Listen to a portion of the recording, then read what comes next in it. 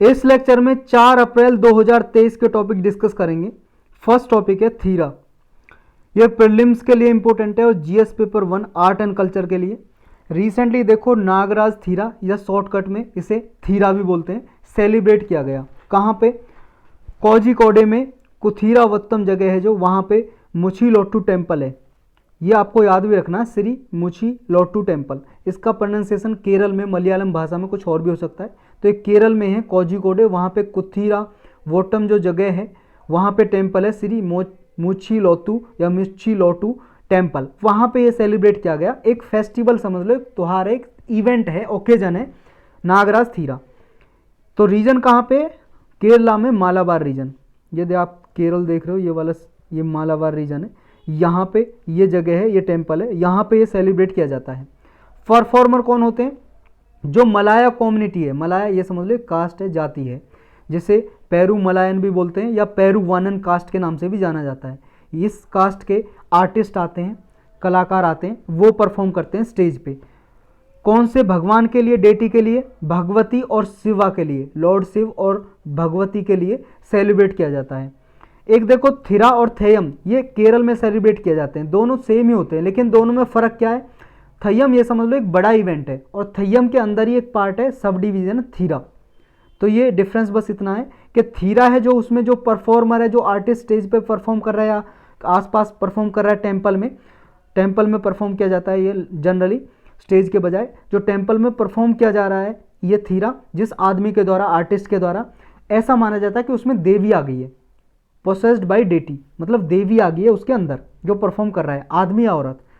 लेकिन जो थयम जब परफॉर्म किया जाता है तो उसमें ऐसा माना जाता है कि खुद जो आदमी परफॉर्म कर रहा है, कलाकार है, जो आर्टिस्ट और ये आदमी, कि उसमें खुद भगवान आ चुका है, गॉड को रिप्रेजेंट कर रहा है, वो खुद गॉड को रिप्रेजेंट कर रहा है कि वही गॉड है, वही भगवान है।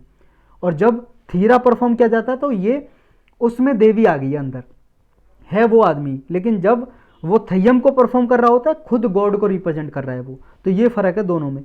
कॉस्ट्यूम कैसा होता है इसमें? मतलब कपड़े वगैरह जो परफॉर्म के दौरान पहने जाते हैं, उसमें देखो सेरेमोनियल पेंट किया जाता है, क्लॉथिंग इस तरह की, मुंह पे देखो पेंट वगैरह किया जाता है, इस तरह की क्लॉथिंग पहनी जाती है इसमें। स्पॉन्सरशिप कौन करता है? जो डिवोटी होते हैं, भक्त होते हैं, वो परफॉर्म को प्रेयर ऑफरिंग करते हैं, स्पॉन्सर करते हैं प्रेयर ऑफरिंग करके, मतलब उसकी प्रार्थना करते हैं, पूजा करते हैं एक तरह से। पर्पज़ क्या होता है इसका, थीरा का?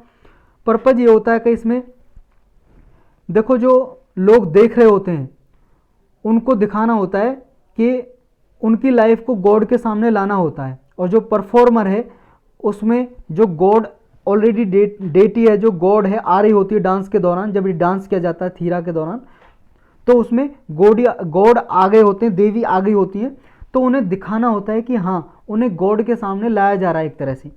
ये उद्देश्य होता है, मतलब गॉड के सामने अपनी डायरेक्टली परफॉर्म कर सकें, रिचुअल वगैरह, रीति रिवाज वगैरह, प्रेयर वगैरह कर सकें जो परफॉर्मर को देख रहे हैं जो लोग वहाँ पे। तो एक तरह से जो थीरा डांस परफॉर्म किया जाता है इसलिए परफॉर्म किया जाता है। तो थीरा और थयम डांस कहाँ के हैं आपको याद होना चाहिए, केरल के।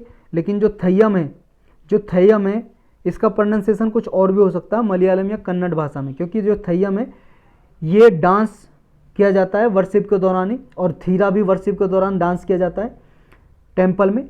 लेकिन थयम केरल और कर्नाटक दोनों में परफॉर्म किया जाता है। जो थयम है इसमें आदमी या औरत कोई भी परफॉर्म कर सकती है, और इस तरह से परफॉर्म किया जाता है कि वो खुद भगवान शिव के या शक्ति के अवतार हैं, इनकारनेशन है, उनसे उनका संबंध, जो भगवान शिव से संबंध है उस आर्टिस्ट का, और वो उसके इनकारनेशन है, अवतार हैं। इस तरह से परफॉर्म किया जाता है थयम में। तो यही था इसके बारे में। नेक्स्ट टॉपिक है वाइकोम सत्याग्रह। देखो इसके बारे में अलग से आर्ट एंड कल्चर, या आर्ट एंड कल्चर नहीं, हिस्ट्री के प्लेलिस्ट में आपको लेक्चर मिल जाएगा डिटेल में, हम थोड़ा ब्रीफ में डिस्कस करेंगे। इस बार न्यूज़ में इसलिए क्योंकि इसके 100 साल पूरे होने वाले इस इवेंट के, 2024 में, अगले साल। तमिलनाडु और केरल इस इवेंट को सेलिब्रेट कर रहे हैं सेंटेनरी ईयर को, यानी कि 100 साल पूरे होने के उपलक्ष्य में इसको सेलिब्रेट किया जा रहा है वाइकोम सत्याग्रह को। कब हुआ था वाइकोम सत्याग्रह? 30 मार्च 1924 से 23 नवंबर 1925 तक ये चला। ये एक हिस्टोरिक नॉन वायलेंट मूवमेंट था। देखो ये याद रखना है, इस तरह की स्टेटमेंट देके पूछ लिया जाता है कि वायलेंट मूवमेंट था या नॉन वायलेंट। तो अहिंसा आंदोलन था, ये अहिंसात्मक आंदोलन, मतलब कोई हिंसा नहीं हुई थी, मारपीट नहीं हुई थी इसमें। नॉन वायलेंट मूवमेंट था, किसके विरुद्ध था? अनटचेबिलिटी, छुआछूत के विरुद्ध था। कास्ट डिस्क्रिमिनेशन, जो जाति के आधार पर भेदभाव होती है हमारे कंट्री में, उसके विरुद्ध था। किस लिए चलाया गया था? देखो होता ऐसा था, वायकॉम, ये समझ लो केरल में एक जगह है जो केरल का नाम पहले आज़ादी से पहले त्रावणकोर हुआ करता था, किंगडम ऑफ त्रावणकोर बोला करते थे इसको। वहाँ पे क्या होता था, जो सो कोल्ड निचली जाति के जिनको बोला जाता है लोगों को, देखो ऊंची और नीची जाति वैसे कोई होती नहीं है, सोच होती है ऊंची और नीची, लेकिन हमारे समाज में आपको पता है बोला जाता है, तो एक समझने के लिए मैं ऊंची नीची वर्ड यूज कर रहा हूँ, तो आप वहाँ पे मत लेना ऊंची नीची, समझ लो, अपने माइंड में मत लेना ऊंची नीची।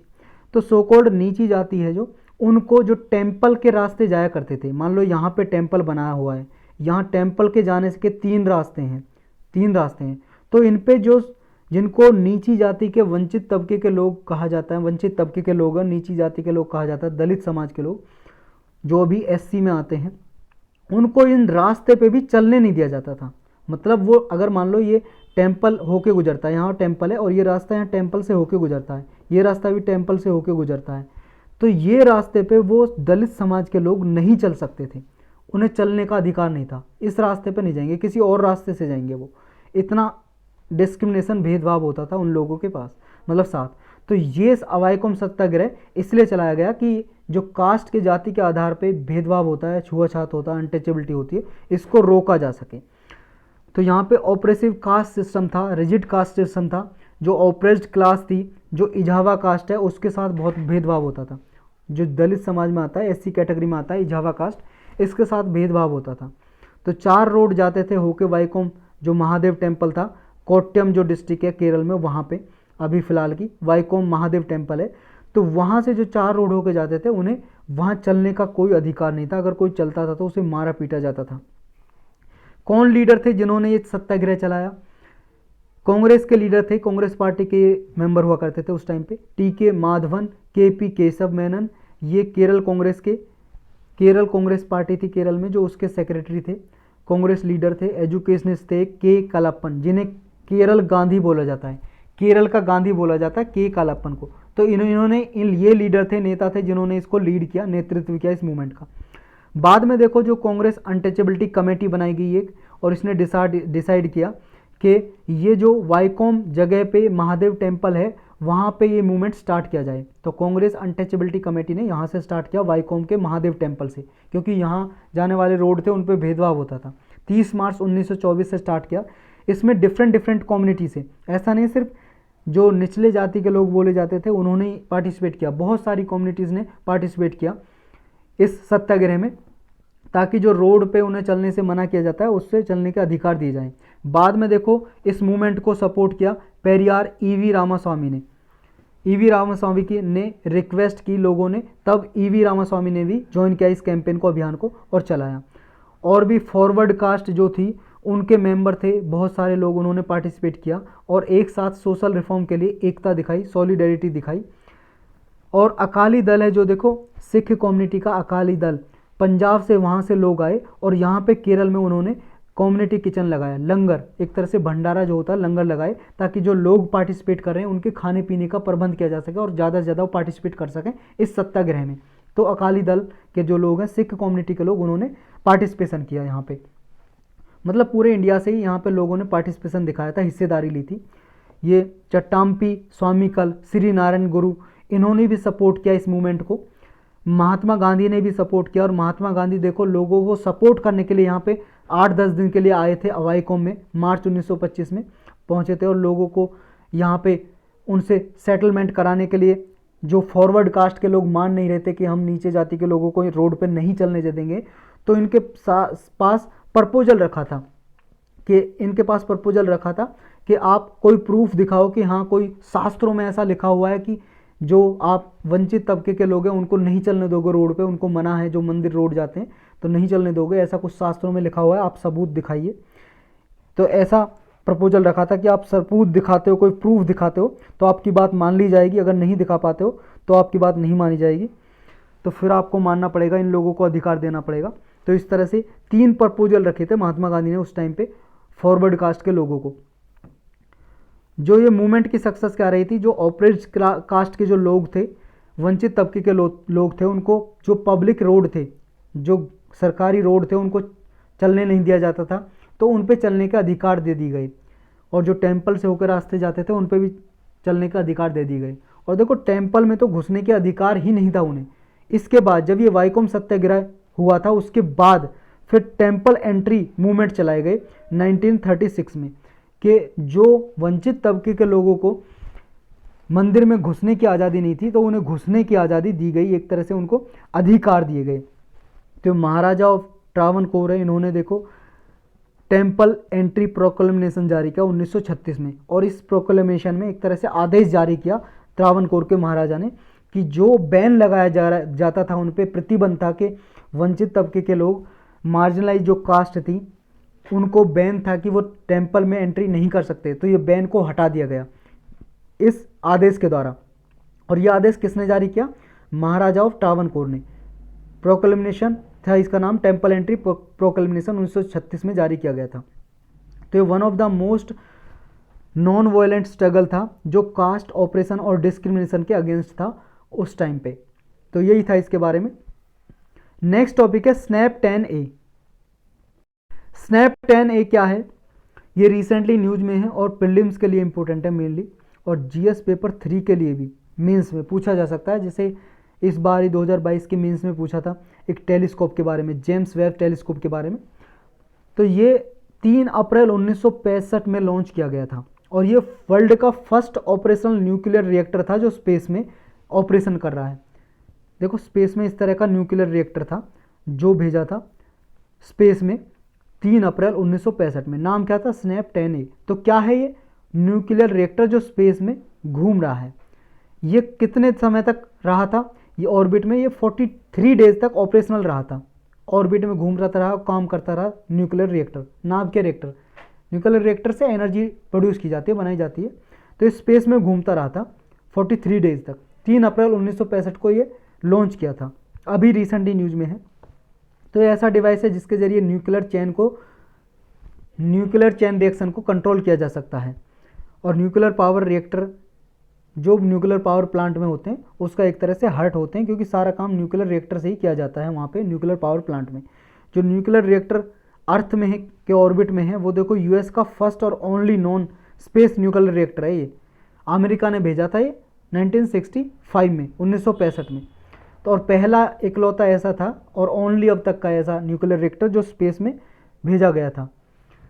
और ये गवर्नमेंट स्पॉन्सर्ड प्रोग्राम था अमेरिका का एक, जिसका नाम है SNAP programme, system for nuclear auxiliary power programme. इसके अंदर भेजा गया था और इसे स्नैपशॉट के नाम से भी जाना जाता है, snapshot for space nuclear auxiliary power shot.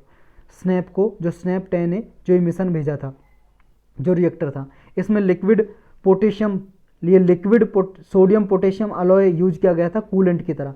Coolant का मतलब जो न्यूक्लियर रिएक्टर में ये रिएक्शन होती है ना, रिएक्शन को ताकि कंट्रोल किया जा सके, उसके लिए कूलेंट यूज होता है ताकि उसे ठंडा रखा जा सके। और उसमें ये अलॉय यूज की थी। अलॉय का मतलब मिश्र धातु, 2 या 2 से अधिक मेटल को, धातु को मिला के बना देते हैं, वो बन जाती है मिश्र धातु अलॉय। तो इसमें लिक्विड सोडियम और पोटेशियम अलॉय यूज किया गया था कूलेंट की तरह। और इसमें देखो यूरेनियम फ्यूल और जिरकोनियम हाइड्राइड के साथ यूज किया गया था फ्यूल, और मॉडरेटर कन्वर्टर की तरह यूज किया गया था। इसमें इलेक्ट्रिसिटी प्रोड्यूस की गई थी। इसमें जो भी हीट प्रोड्यूस होती थी इस रिएक्शन से, हीट को इलेक्ट्रिसिटी में चेंज किया जाता था इस रिएक्टर के द्वारा। रसिया ने देखो एक कुछ ऐसा इवेंट भेजा था इस तरह का, लेकिन वो क्रैश हो गया था।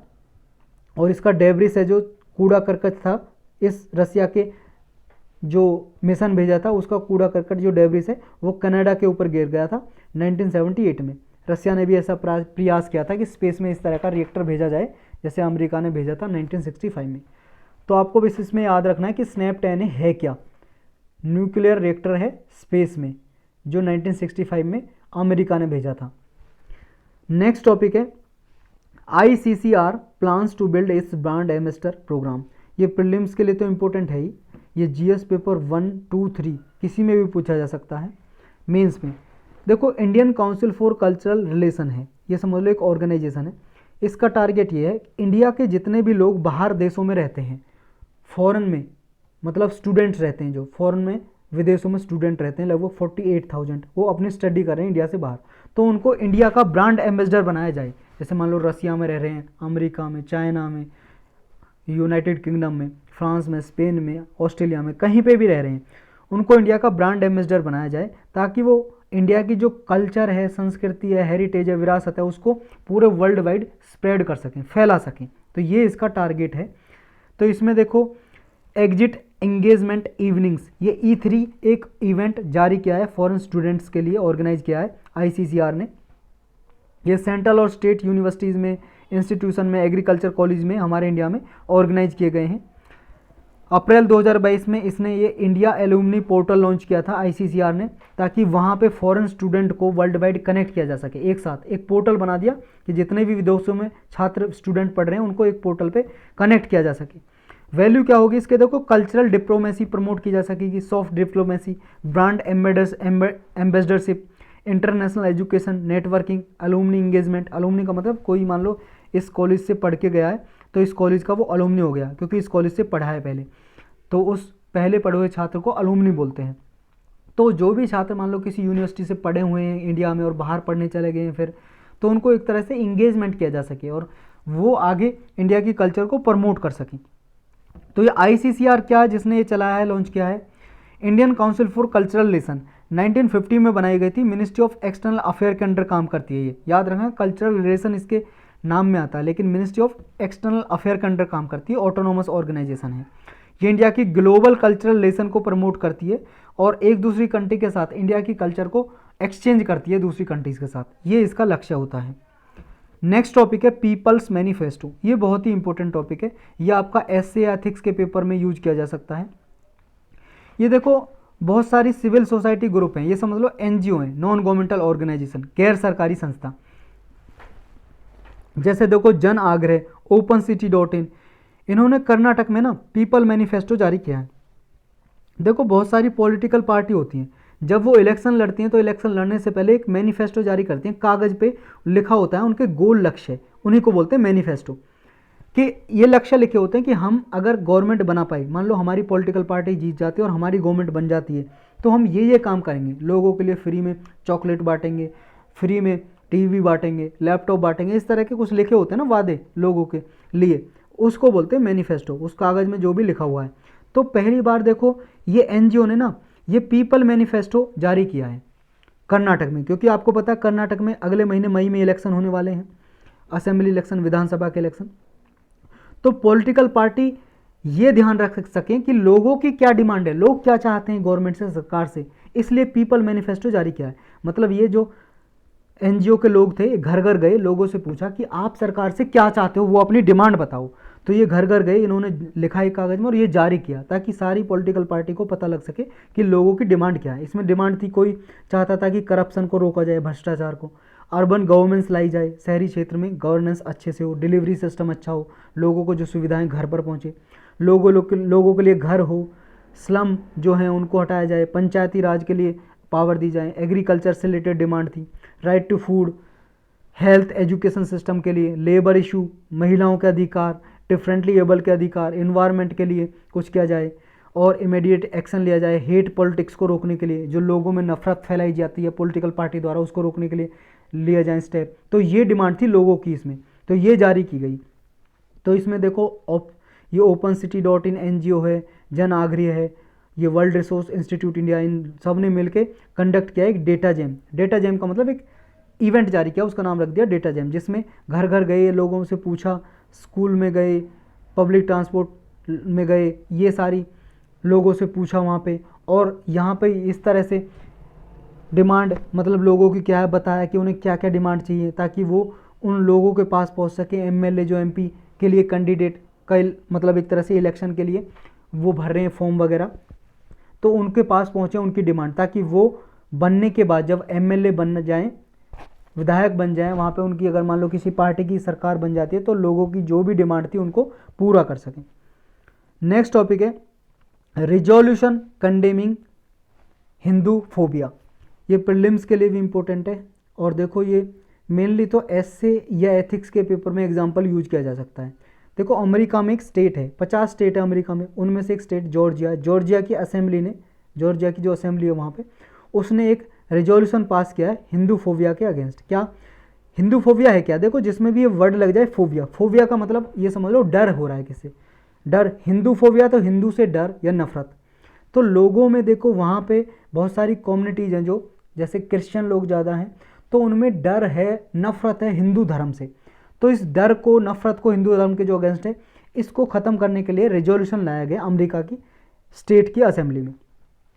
तो जो अमेरिकन हिंदू कम्युनिटी है, क्योंकि उसको डर लगेगा, क्योंकि वहाँ पे हिंदू कम्युनिटी के लोग कम हैं, तो लोग उनसे नफरत करते हैं या उनसे डरते हैं या सोचते हैं कि ये हिंसा फैलाते हैं, हेट्रेट फैलाते हैं, लोगों में नफरत, हिंसा फैलाते हैं, डर फैलाते हैं। तो ये जो एटीट्यूड है ना हिंदू लोगों के अगेंस्ट, तो इसको मिटाया जा सके, इसलिए ये रिजोल्यूशन हुआ पास। तो हिंदू फोबिया क्या है? एक टर्म है जो ये दर्शाती है कि हिंदू या हिंदुइज्म का करेक्टर क्या है, उनका एटीट्यूड, बिहेवियर क्या है, कि वो लोगों में नफरत फैलाते हैं, डर फैलाते हैं या घृणा फैलाते हैं। तो ये जो है इनके, इस वजह से लोगों में, हिंदू लोगों के अगेंस्ट अमेरिका में जो भेदभाव होता है, डिस्क्रिमिनेशन या स्टीरियोटाइप डेवलप हो गया है। स्टीरियोटाइप मतलब ऐसी भावना, ऐसी सोच कि सोचता हूँ कि जैसे कोई आदमी इसी तरह का है। जैसे मान लो सोच लेते हैं कि महिला तो सिर्फ खाना बनाने के लिए है, तो ये एक स्टीरियोटाइप हो गया। अब वहाँ अमेरिका में जैसे सोचते हैं कि हिंदू तो सिर्फ नफरत फैलाते हैं, घृणा फैलाते हैं, वायलेंस करते हैं। तो इस जो स्टीरियोटाइप है, सोच है, ये हो गई एक तरह से सोच स्टीरियोटाइप। तो इस स्टीरियोटाइप को, डिस्क्रिमिनेशन को, वायलेंस है जो हिंदू पीपल के अगेंस्ट जो वायलेंस होती है वहाँ पे, उसको ख़त्म करने के लिए जॉर्जिया स्टेट ने रिजोल्यूशन पास किया है। तो यही है हिंदू फोबिया, यही जानना था हमें इसमें। तो यही टॉपिक थे इस लेक्चर में।